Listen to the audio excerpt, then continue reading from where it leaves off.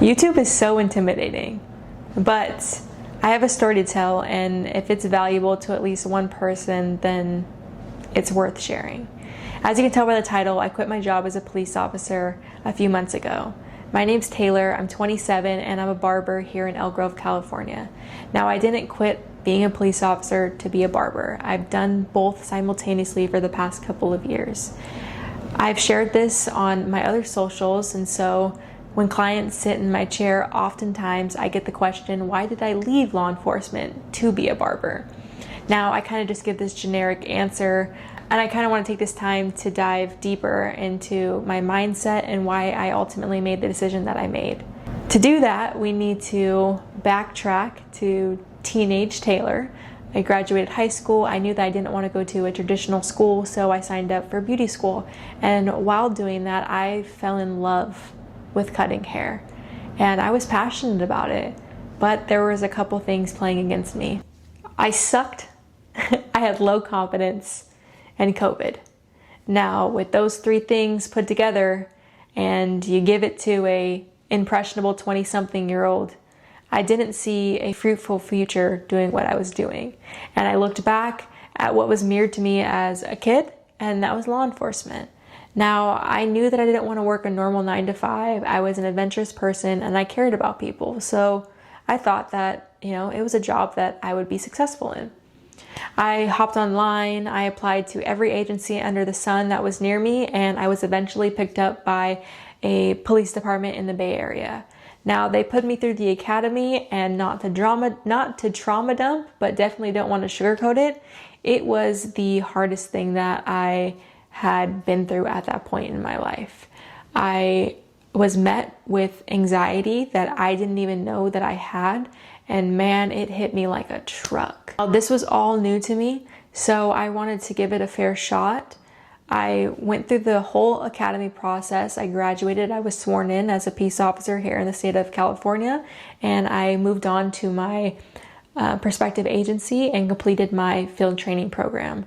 Now, in the past 4 years, I worked at 2 law enforcement agencies, 2 years at the department in the Bay Area, and then 2 years closer to home.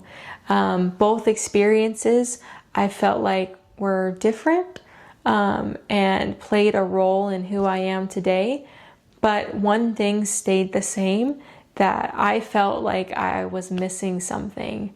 And I was so frustrated with myself because I was making great money, I had benefits, I had a future ahead of me, and I just wasn't happy.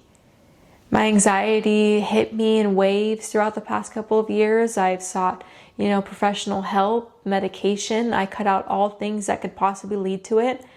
And what I've come to find is when you force yourself to do something that you deep down don't want to do, your body's going to react to it.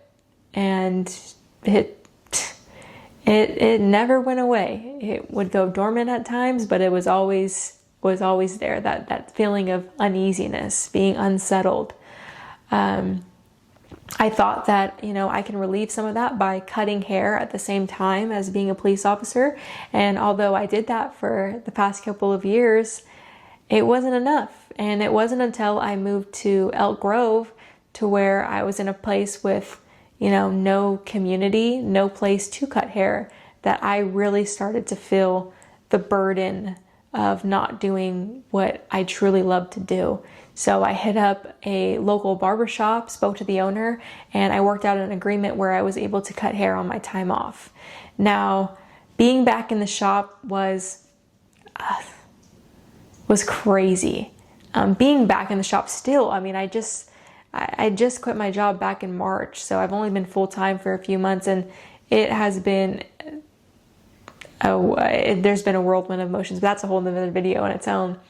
But man, I felt like myself, and that's not something that I've felt in a long time. I experienced so much imposter syndrome over the past couple of years being a police officer, and so to finally feel like me, like the person who I was before the badge, was amazing. So much so that when I was at work as a cop, all I would think about is the next time that I can get in the shop, and I knew that was a problem.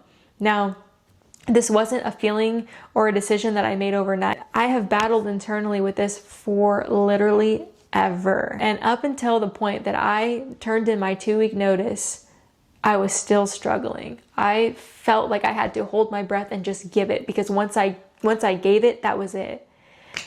I cried, for crying out loud, when I turned in my 2-week notice. And it's like funny, because it's like, why would I feel like a sadness knowing that I was going to embark on a journey that I like finally wanted to do?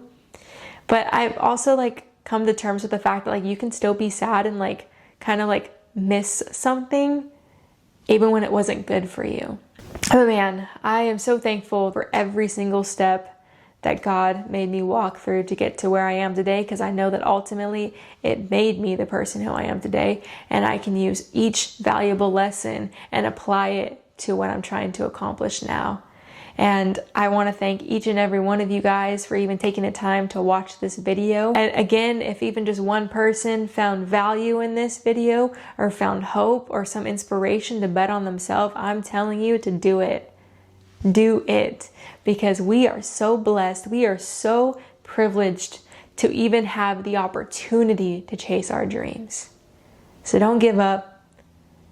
There's a reason why you have the desire that you have in your heart. It's unique to you. The world needs you. And I'm excited to see where this goes. Okay, now I don't really know how to end this, but if you guys like this video, please like, subscribe, and comment. And I'll see you guys on the next one. Thank you.